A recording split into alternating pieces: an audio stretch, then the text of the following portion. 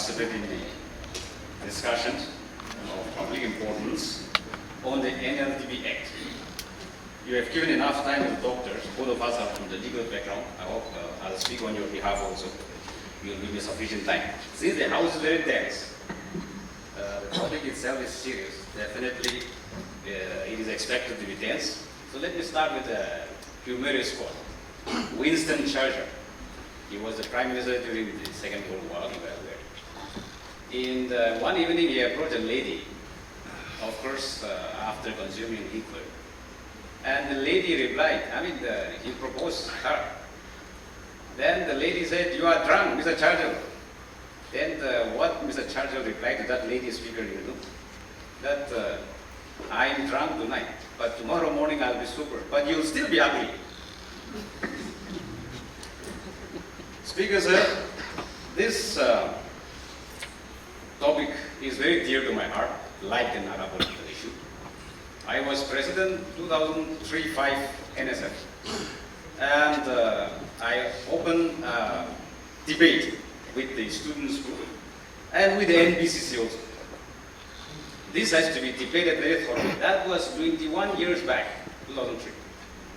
Today I'm in this house participating, and therefore I wanted to be consistent where I stood.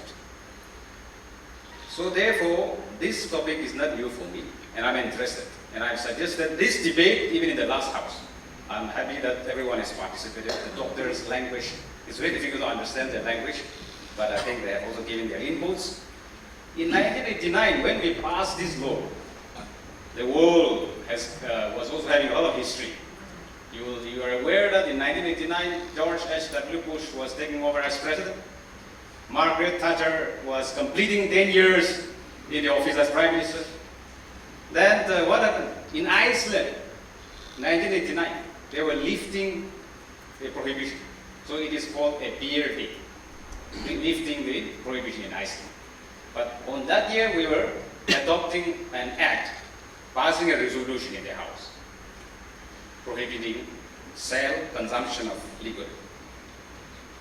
Let us now examine from the legal aspect. They have taught us, they have lectured us from the medical point of view. If you see the world history, no country, no states, Speaker sir, have succeeded in executing and implementing Prohibition Act, including the most advanced country like United States, 300 years advanced than us. They have also tried from 1920 to 1933, when Woodrow Wilson was the president. At the later stage of his tenure, the Prohibition Act was enacted. Then succeeded by another 3 presidents. They tried, so during President Hoover's time, Harvard Hoover, they were compelled to lift the prohibition because a lot of gangsters, mafia, drugs, business, all this were mushrooming. It was not helping the citizens of the United States. And as previous members have also mentioned, our Christianity, our Baptist, especially Christianity, comes from America. We are no different from them. The American Christians and Naga Christians cannot be different. I have directly encountered, debated with the NBCC officials during my presidency. One of their arguments was that the metric result has drastically reduced because of non-prohibition. I said, well, then after the enacting 1989 Act, what was the improvement? Now the times have changed. In 1989, of course, it would be relevant. It would have been relevant, passing the act, because of the abuse of alcohol. And everyone has mentioned that time it was relevant. 34 years back. Exactly today is 34 years, 4 months after enacting this act. So 34 years ago, the NLTV Act was relevant. But Speaker sir, after 34 years in 2024, it is no more relevant. And it is a time-tested law, which we have learned from the most advanced countries. No, this law has not been a successful one. I am from a legal background, you are also from that background. And you are fully aware of it, Speaker sir. Even if we try enacting a stringent law, more stringent this one, it is not going to be successful. We cannot blame the present government, present chief minister. It was enacted when he was not chief minister, when we were not in the government. Every chief ministers have tried. Every presidents in the US have tried. 4 presidents. They could not succeed, even in other states. Therefore, in my humble submission and opinion, the doctors have briefed us, lectured us on the health hazard point of view. Yes, that is also important. I would like to emphasize more on the economy. Every day we talk of young people. Our young people, after getting education, degree, people are going outside the state looking for job in the company, which in the recent past also we have seen a lot of people being caught. Our youth being caught in working in some of the companies. Those are called Phek companies. So how do we engage these people without resources, without revenue of our own? And how long can a state run a government without having a revenue of our own? We cannot be beggars for years together, Speaker sir. If you see the revenue of the Assam government, the last 2023-24, Assam revenue on the sale of liquor is 3,816 crore. 3,816 crore. I'm sure half of that amount is our money. Because I come from Pandari constituency, bordering Marabani, you find a lot of liquor shops. Then the Dimapur Katkati. These are very near to our border. Therefore, half of that money is our money, that revenue. You can enact law, but how can you stop people to consume? For example, my area, Marabani, I border Marabani, Pandari Marabani. There are a lot of drugs, people, youth indulging into drugs. Even if you don't get alcohol, you go down, drink whatever you like, and just get drunk and come back. You cannot arrest them. What you will do? It's not possible. We have tried experiment, Speaker sir, for 34 years. How long can we experiment? You tell me, how long will you experiment? It is enough.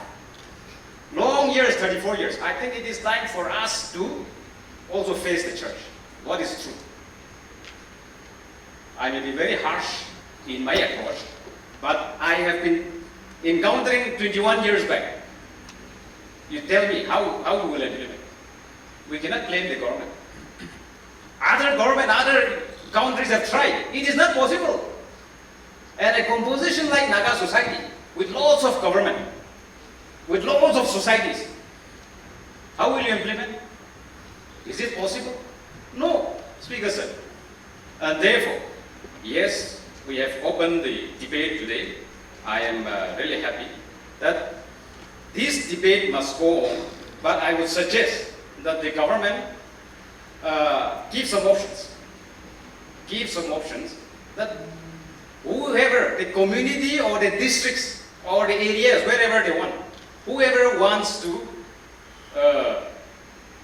lift this prohibition, or rather give permission, a permit to open a legal license for sale or consumption or for procuring. I think that option has to be explored by the government. In the meantime, government can also say that constitute a committee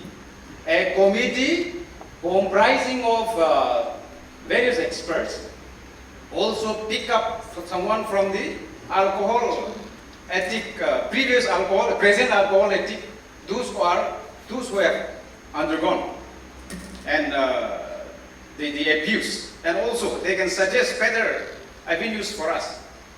So a committee which can comprise of experts and also can guide the government that, okay, how do we regulate it? Regulate it in a sense, regulated form of prohibition, in a sense that this much volume of liquor can be sold, this much volume of liquor cannot be sold.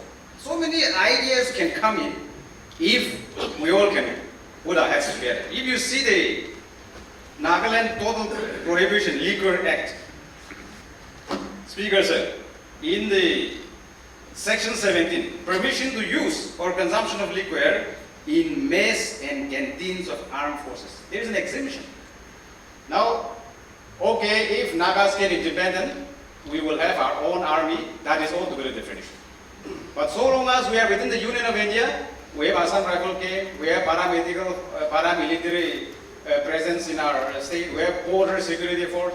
How can you stop the forces of the government of India to come and settle in the state of Naga?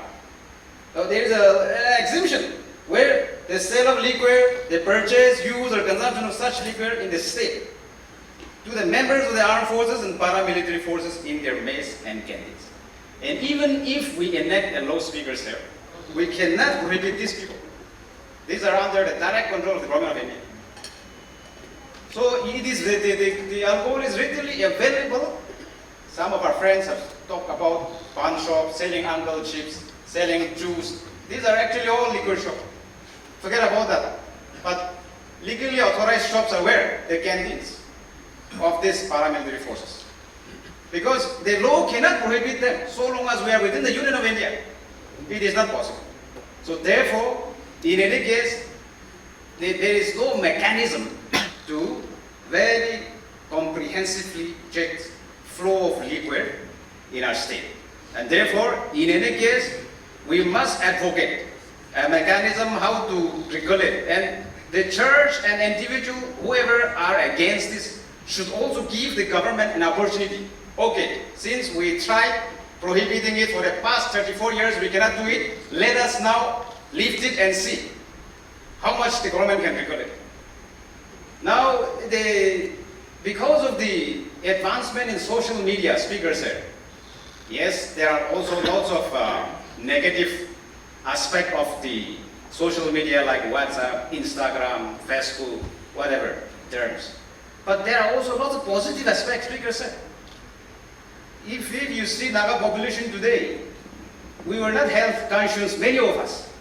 But one positive aspect which I have seen out of this social media is, these days, our people have started controlling the diet because of social media. If you eat this much, your calories will go up. Doctors knows all these terms better. Your pressure will go up, your pressure will go down. Many of us are being influenced by social media, not by the advice of the doctors.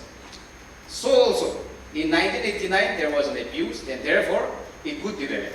But I'm assuring you, Speaker Sir, because of the advancement of this social media, because of the advancement of education, there will be hardly any abuse. The percentage will be very minimal. I can tell you with confidence that it will be 1% only the abuse of the alcohol will be. 99% people will use it. We were talking in the lobby that forbidden foods are always sweeter. And therefore, if we prohibit this, continue this prohibition, people will look for more alcohol.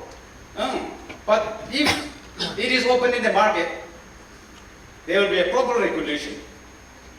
And therefore, even in terms of selling, acquiring, everything will be properly regulated. But as of now, it is not possible. Therefore, I would insist that the government form a committee, and if necessary, we must table this again for more debate and discussion, and either review or revoke. That way, I would like to put across. To the church, I think they must concentrate, as some of our former honorable speakers have suggested, for more of a spiritual approach than interfering in the running of the affairs of the government. Many of our friends have quoted Bible. I also would like to quote two of them. You will find in the scriptures in Mark, Luke, where when the Pharisees asked Jesus whether they'll pay tax to the Caesar, then Jesus was asking, whose head was there in that denarius, the rupee? So Caesar's head is there. So pay to Caesar. Pay to Caesar what is due to you, but pay to God what is due to God. I think there is no furthermore interpretation of this. The church must concentrate on its spiritual aspect. Let the government also concentrate on the welfare of the people. See, I'm concluding, Speaker, sir. I can see your impatientness, but just 1-2 seconds. In the statement issued signed by a lot of church executive secretaries, individual reverends, there's one sentence: the majority's welfare should always be prioritized in any decision-making process. There's one statement which they have issued. It's a very long statement. I'm not interested to read out. So I think we are talking of majority's interest in prioritizing where the government is in the decision process. It has become majority's interest that this act be do away with. Because we have seen, even if there is an opinion poll today, I am confident that 99% are of lifting the act. So they themselves are inserted this sentence that the majority's welfare should always be prioritized in any decision-making process. Now, if you see the Catholic Association, this is the Baptist group. The Catholic Association group says that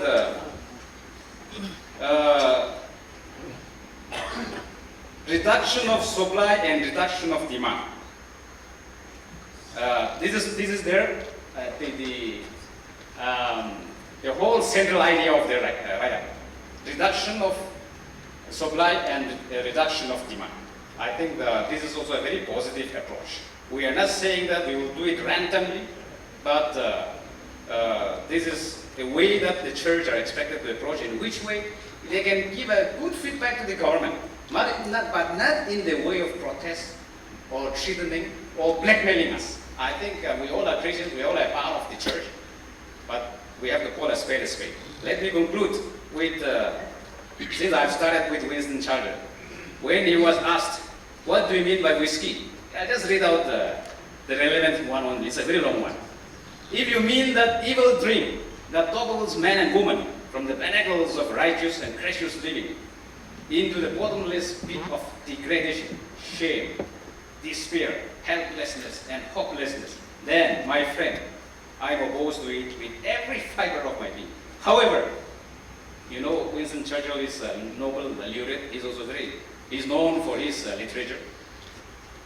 However, if by whiskey you mean that the dream that enables man to magnify his joy and to forget life's great tragedies and heartbreaks and sorrow, if you mean that dream, the sale of which pours into our treasuries untold millions of pounds each year, that provides tender care for our little crippled children, our blind, our deaf, our dumb, our pitiful aged and infirm, to build the finest highways, hospitals, universities, and community colleges in this nation.